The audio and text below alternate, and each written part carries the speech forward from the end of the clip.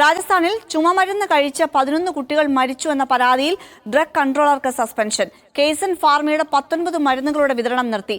മിജിയുണ്ട്. മിജി, എന്താണ് ഇപ്പോൾ ഒരു അടിയന്തര നടപടി എന്ന നിലയിൽ സ്വീകരിച്ചിട്ടുള്ള മാർഗം?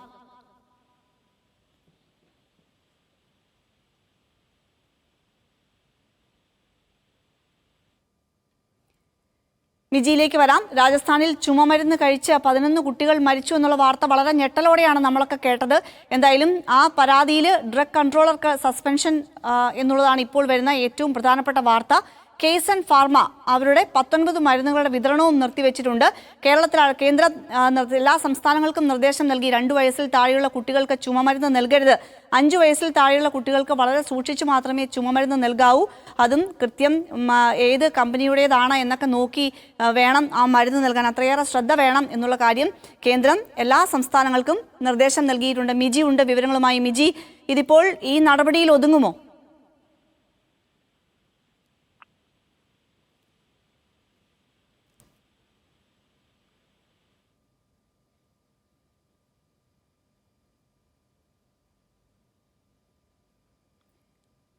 ചുമമരുന്ന് കഴിച്ച് കുട്ടികൾ മരിച്ചെന്ന പരാതിയിൽ ഇപ്പോൾ ശക്തമായിട്ടുള്ള നടപടിയാണ് രാജസ്ഥാൻ സർക്കാർ കൈക്കൊണ്ടിട്ടുള്ളത്. അന്വേഷണം നേരത്തെ തന്നെ ആരംഭിച്ചിരുന്നു. ഡ്രഗ് കൺട്രോളറെ സസ്പെൻഡ് ചെയ്തിരിക്കുകയാണ്. ഇപ്പോൾ രാജാറാം ശർമ്മ എന്നുള്ളയാളെയാണ് ഇപ്പോൾ സസ്പെൻഡ് ചെയ്തിട്ടുള്ളത്.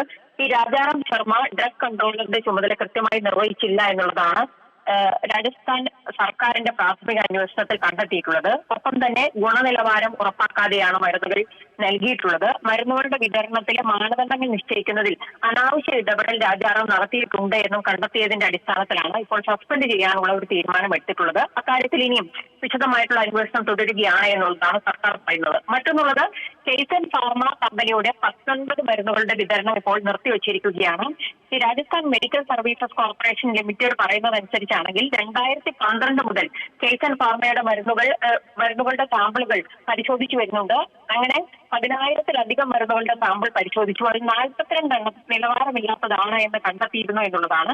ഒപ്പം തന്നെ നിലവിൽ ഇത്തരത്തിലുള്ള ഒരു ആരോപണം കൂടി ഉയർന്ന സാഹചര്യത്തിലാണ് കേസൻ ഫാർമ കമ്പനിയുടെ മരുന്നുകളുടെ വിതരണം നിർത്തിവെക്കാൻ ഇപ്പോൾ തീരുമാനിച്ചിട്ടുള്ളത്. എന്തായാലും ഗൗരവത്തോടു കൂടിയാണ് ഇപ്പോൾ ഈ വിഷയത്തെ കേന്ദ്ര സർക്കാരും സംസ്ഥാന സർക്കാരുകളും കാണുന്നത്. രാജസ്ഥാനിലും മധ്യപ്രദേശിലുമാണ് കുഞ്ഞുങ്ങളുടെ മരണം സ്ഥിരീകരിച്ചത്.